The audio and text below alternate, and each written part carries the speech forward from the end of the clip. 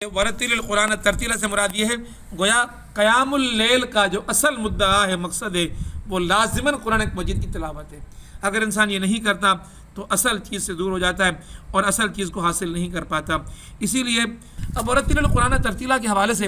ایک حدیث آتی ہے اور اس حدیث کے اندر آپ صلی اللہ علیہ وسلم فرماتے ہیں، آپ صلی اللہ علیہ وسلم کے بارے میں آتا ہے کہ آپ صلی اللہ علیہ وسلم قرآن کو ترتیل سے پڑھا کرتے تھے، اور ترتیل سے پڑھنے یہ تھی کہ جس سے ایک قرآن پاک کی جو سورہ تھی وہ تھوڑی دیر میں مکمل ہوتی، لیکن ترتیل سے پڑھنے کی وجہ سے، آرام آرام سے پڑھنے کی وجہ سے اور ٹھہر ٹھہر کر پڑھنے کی وجہ سے وہ طویل دیر کے اندر ختم ہوا کرتی تھی۔ گویا چھوٹی سی سورہ بڑی سی ہو جایا کرتی تھی، یوں نبی اکرم صلی اللہ علیہ وسلم پڑھا کرتے تھے۔ صحیح بخاری کی حدیث ہے، اور صحیح بخاری کی حدیث کے راوی حضرت انس رضی اللہ تعالیٰ عنہ آپ فرماتے ہیں کہ آپ صلی اللہ علیہ وسلم کی قرأت، قرآن کی قرأت کا، تو آپ نے فرمایا کہ صلی اللہ علیہ وسلم خوب مد لگا کر قرآن پاک کی تلاوت کیا کرتے ہیں، مد لگا کر۔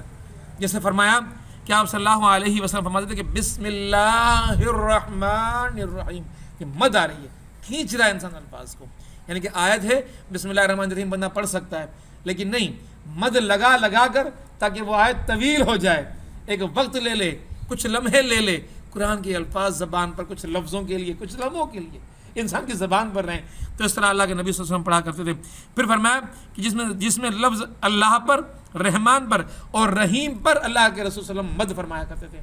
بسم اللہ الرحمن الرحیم، رحیم، رحمان اور اللہ، ان تینوں پر اللہ کے پیارے پیغمبر حضرت محمد مصطفیٰ صلی اللہ علیہ وسلم کھینچا کرتے تھے، مد لگایا کرتے تھے۔ اسی طرح اپنے جریر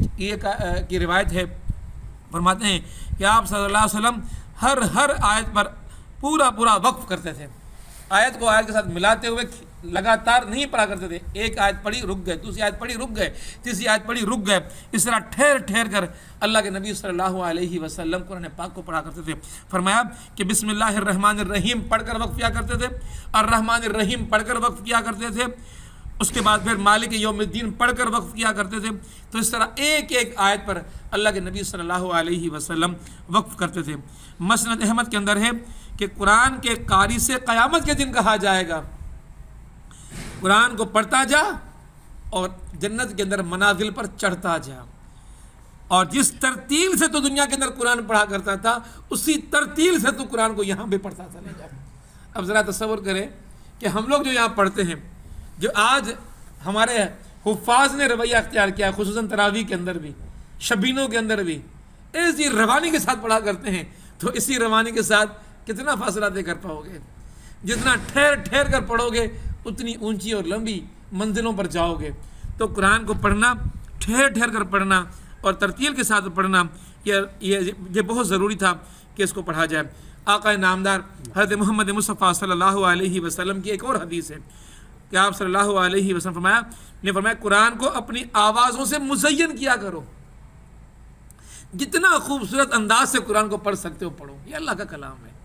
ایسا کلام کوئی نہیں ہے۔ آج گویے دنیا کے شاعروں کے کلام کو جس طرح پڑھتے ہیں، اس پہ جان مارا کرتے ہیں،